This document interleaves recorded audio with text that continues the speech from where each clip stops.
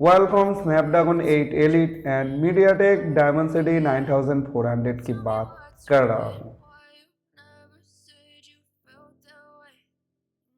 2025 से आपको ज़्यादातर स्मार्टफोन ये जो Qualcomm Snapdragon 8 elite processor and जो मीडियाटेक डायमेंसिटी का 9400 वाला प्रोसेसर है, इसके साथ ही देखने को मिलेगा। तो ये एक रेवोल्यूशन आ रहा है और फिलहाल तो 26 नवंबर में ही आपका Realme GT7 Pro लॉन्च हो रहा है और जो 3 दिसंबर को 2024 में आपका iQ13 स्मार्टफोन भी लॉन्च हो रहा है। अब इसका कंपैरिजन तो हम किए थे एक वीडियो में, वो चाहे तो आप देख लेना, लेकिन इस वीडियो में मैं आपको अलग सा चीज़ें बताने वाला हूँ। जैसे हम सब जानते हैं कि विनर तो क्वालकॉम स्नैपड्रैगन 8 एलिट ही है, क्योंकि अगर मेरे हाथों में दो फ़ोन दिया जाए, एक है क्वालकॉम स्नैपड्रैगन वाला और दूसरा है मीडियाटेक डायमेंसिटी वाला, तो आप कौन सा चूज़ करोगे? डेफिनेटली क्वालकॉम स्नैपड्रैगन वाला ही चूज़ करोगे और मैं खुद भी वही करता। आपको क्या बोल रहा हूँ, फिलहाल मैं भी ऐसा ही करता ना। तो Qualcomm Snapdragon processor definitely best है, लेकिन over the year MediaTek Dimensity ने जो काम किया है, और स्पेशली जब मीडियाटेक ने अपने डायमेंसिटी प्रोसेसर सीरीज का लॉन्च किया है, तब से मीडियाटेक का ये जो प्रोसेसर है ये बहुत ही पावरफुल प्रोसेसर बन गए हैं।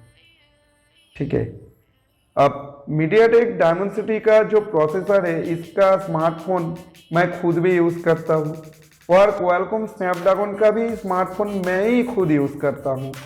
दोनों का डिफरेंस तो मुझे डेफिनेटली पता चलता है। तो एक नॉर्मल यूज़र होने के नाते जो मुझे पता चलता है कंपैरिजन, तो अगर मैं आपके हाथों में वही दो फोन दे दूंगा तो आपको वही पता चलेगा, क्या चलेगा कि आपको कुछ फर्क ही नहीं पड़ेगा कौन सा फास्ट है और कौन सा स्लो है।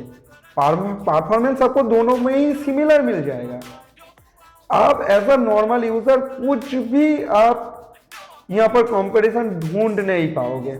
ये जो दो प्रोसेसर है, ये तो 3 नैनोमीटर वाला है, ये तो और भी ज़्यादा पावरफुल है। मेरे पास तो एक 6 नैनोमीटर वाला और एक 4 नैनोमीटर वाला है, तो आप इसमें थोड़ा सा कंपैरिजन अगर कर पाओ तो कर पाओगे, लेकिन जब दोनों 3 नैनोमीटर वाला प्रोसेसर का स्मार्टफोन आपके हाथों में दिया जाएगा तो आप क्या कंपैरिजन करोगे।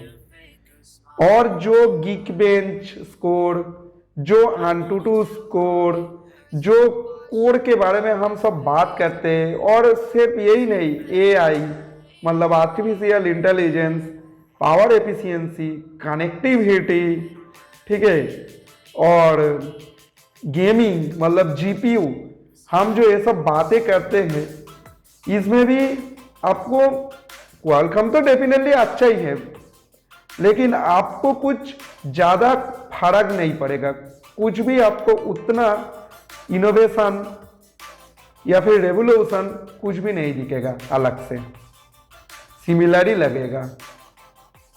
ठीक है, और वो जो चीज़ है वो तो आपको ऑन पेपर सब कुछ शो होते हैं कि इसका 8 कोर है, 3 नैनोमीटर है और भी सारे चीज़, लेकिन जो पेपर के बाहर अगर आप एक नॉर्मल कंपैरिजन करेंगे तो आपको ज़्यादा कुछ इसका कंपैरिजन पता नहीं चलेगा। तो दोस्तों, सिक्के के दो पहलू होते हैं, तो मैंने जो फर्स्ट पहलू थे उसके बारे में बात कर लिया। अब सिक्के के दूसरे पहलू में अगर मैं जाना चाहूँगा तो एक बात ये भी सही है कि क्वालकॉम स्नैपड्रैगन जैसा परफॉर्मेंस देता है उसी हिसाब के उसका प्राइस भी बहुत ज़्यादा होता है।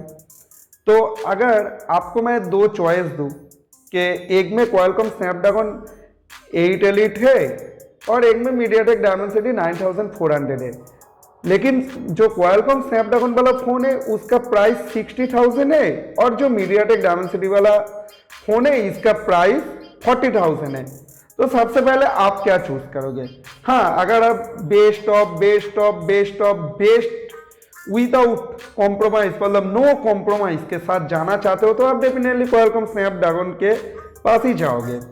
वो महंगा है लेकिन आपको अच्छा परफॉर्मेंस देगा। लेकिन वही अगर आपको मीडियाटेक डायमेंसिटी जो 9400 वाला प्रोसेसर है, इसमें आपको 95% परफॉर्मेंस मिल जाएगा और आपको 20,000 रुपीज भी कम देना पड़ रहा है, लेकिन 95% परफॉर्मेंस आपको मिल ही जा रहा है। तो आप तब कौन सा चूज करोगे?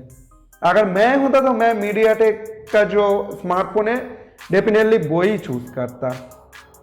आज के ज़माने में वो भी एक अच्छा प्रोसेसर है और मीडियाटेक ने 50% शेयर लेके रखा है हमारे इंडिया में, मतलब बहुत ज़्यादा मार्केट में। और सिर्फ मीडियाटेक का प्रोसेसर स्मार्टफोन में नहीं, अभी तो कार इंफोटेनमेंट में, स्मार्ट टीवी में, ठीक है, और भी स्मार्ट वॉच, ये सारे चीज़ में मीडियाटेक का प्रोसेसर है। और आप ये जो कुछ दिन पहले निकला था लावा का अग्नि 3, इसमें भी जो दोनों डिस्प्ले चलते हैं, एक सामने और दूसरा है जो पीछे, उसके लिए भी मीडियाटेक डायमेंसिटी ने अपना जो 7300 प्रोसेसर को उसके ऊपर काम करके 7300 जो एक्स प्रोसेसर निकाल दिया ताकि दोनों डिस्प्ले को चला सके एक साथ में।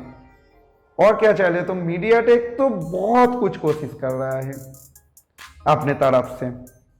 तो कंक्लूजन यही रहेगा दोस्तों कि अगर आप विदाउट एनी कॉम्प्रोमाइज, मतलब कि नो कॉम्प्रोमाइज के साथ जाना चाहते हो तो, और बेस्ट ऑफ बेस्ट परफॉर्मेंस वाला फोन के साथ जाना चाहते हो तो आप डेफिनेटली क्वालकॉम स्नैपड्रैगन को चूज करना, लेकिन वो महंगा होगा। और वही अगर आपको 95% परफॉर्मेंस मिल जा रहा है मीडियाटेक डायमेंसिटी में और एक्यूरेट है, सिमिलर परफॉर्मेंस, आपको 19-20 का फर्क है, कुछ मार्जिनल फर्क है, उतना अच्छा कुछ इनोवेशन या फिर रेवोल्यूशन ज़्यादा फर्क आपको देखने को नहीं मिलेगा। तो आप मीडियाटेक को चूज कर सकते हो, वही स्मार्टफोन बेटर होगा आपके लिए। तो फिलहाल मेरा वीडियो तो यहीं पर ख़त्म हो जा रहा है। आप मुझे कमेंट में बताओ आपको क्या चॉइस है, आप कौन सा लेने वाले हो, कौन सा प्रोसेसर को आप प्रेफर करने वाला हो, आपके आंखों में क्या दिखता है, तो मैं भी जानना चाहता हूँ।